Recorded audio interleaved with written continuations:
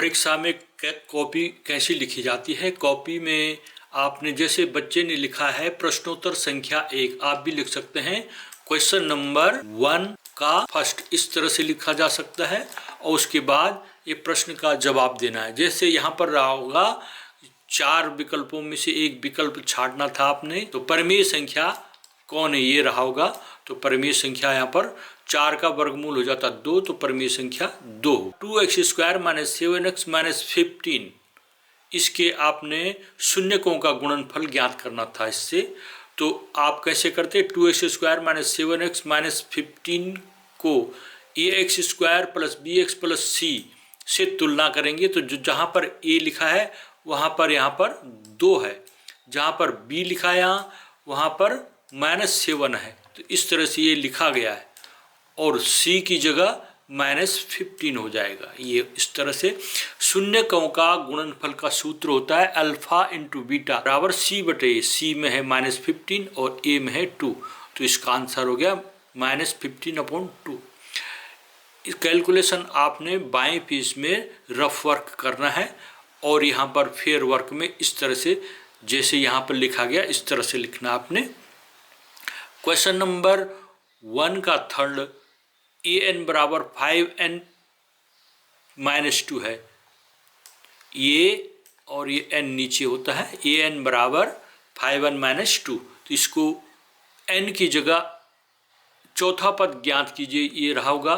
तो n की जगह a4 बराबर क्या हो जाएगा, a4 बराबर 4 से मल्टीप्लाई कर दें, 5 को 20, 20 में से 2 घटा के 18, इस तरह से ये आना था।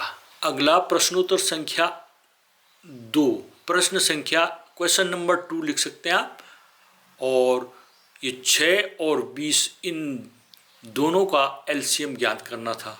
तो 6 के फैक्टर का रखें 2 × 6, इसी प्रकार 20 के फैक्टर करने हैं। तो 20 के गुणनखंड क्या होते हैं, 4 × 5 = 20, लेकिन हमें प्राइम फैक्टर चाहिए। तो 4 को 2 में बांट दिया, 2 × 2 = 4, 5 = 20। तो ये 2 बार आ रखा है, 2 की पावर 2 हो गया और 5, तो ये हो गया 2 की पावर 2 × 5। अब एलसीएम क्या होगा, एलसीएम होता है सभी अभाज्य गुणनखंडों की अधिकतम घातों को लेना है। तो 2 की घात 2 अधिकतम घात है, 3 की घात 1 बार है और 5 भी 1 बार है। तो इन सबको मल्टीप्लाई करना है। तो 2 दूनी 4 हो गया, 4 × 3 × 5, फिर 4 × 3 = 12, 12 × 5 = 60, ये एलसीएम हो गया। अगला प्रश्न रहा होगा, आपने लिखना है question number 3, ax² + bx + c बराबर 0 के लिए b² - 4ac यदि ग्रेटर देन 0 हो तो उसके मूलों की प्रकृति बताइए। तो उसका आंसर था उसके 2 वास्तविक मूल होते हैं और अलग अलग होते हैं, मान उनके अलग अलग आते हैं। प्रश्नोत्तर संख्या 4 इस तरह से भी लिख सकते हैं आप। और क्वेश्चन नंबर 4, जिसे 1, 3, 7, इसमें a माने पहला पद है 1, d a2 - 7, दूसरे पद में से पहले पद को घटा देना है, 2 आ गया, इसको d बोलते हैं। तो nवा पद क्या होगा, 2n - 1, कैसे करके, an बराबर होता है a + n - 1 × d, a की जगह 1 और n - 1, n की जगह n ही रखना है, nवा पद ज्ञात करना है -1 और d की जगह क्या हो जाएगा, यहाँ पर हमने ये 2 निकाल रखा है। अब इसको आगे हल करेंगे तो क्या हो जाएगा, 1 + 2n - 2, ये मल्टीप्लाई हो जाएगा अंदर, तो 2 में से 1 कम हो जाएगा, 2n - 1 आ जाएगा nवा पद। प्रश्न संख्या 5, 10a बराबर 3/5, 10a बराबर होता है लंब बटे आधार। तो ये 3 और 4 ये मान दे रखे, आपने इस तरह से चित्र बनाना है और 10a पूछा गया है, तो इसके लिए लंब हो जाएगा ये और आधार हो जाएगा ये वाली भुजा। तो ये मान रख देना है, 3 को यहाँ रख देना है, 4 को यहाँ रख देना है, 3 के 4 के। अब पाइथागोरस सूत्र से होता है कर्ण का स्क्वायर बराबर लंब के स्क्वायर प्लस आधार का स्क्वायर। तो उससे हमने ये कर्ण का मान ज्ञात करना है, ab का स्क्वायर बराबर हो जाएगा, इस तरह से इसको हल करेंगे 25 के स्क्वायर, इसका वर्गमूल ज्ञात करेंगे, 25 का वर्गमूल 5 हो जाता है, 5 के हो गया कर्ण, तो यहाँ पर 5 के हो गया।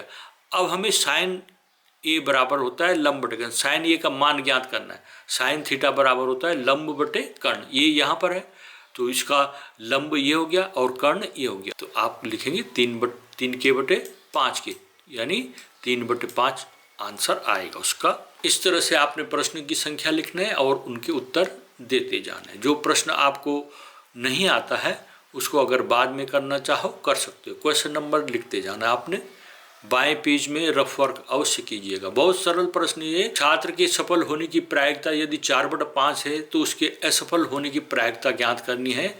PE और PE' होता है, इनको जोड़ करके होता है 1। संपूर्ण प्रायिकताओं का योग होता है 1। प्रायिकता दे रखा है 4/5 और प्रायिकता नहीं होने की घटना हमने ज्ञात करनी, तो इसको पक्षांतर करेंगे तो 1 - PE हो जाएगा।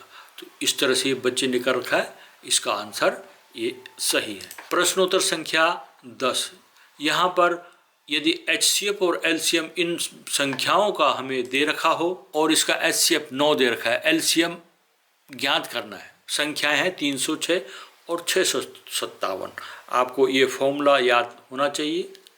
इस फॉर्मूले में मान रखने संख्याओं का गुणनफल, ये दोनों संख्याएं इनको गुणा करके रखा गया और HCF हमें 9 दे रखा है तो इसको आगे हल करना है। 306 गुणा गया ये 9 और 657, 9 का भाग दे रखा बच्चे ने 657, 9 सते 63 हो गया और 9 5 में से 3 घटा के 2 हो गया, 27 हो गया और 9 3 27, तो ये 73 आ गया। तो 306 और 73 को मल्टीप्लाई करना है आपने, तो इसका आंसर आ जाएगा 22,338।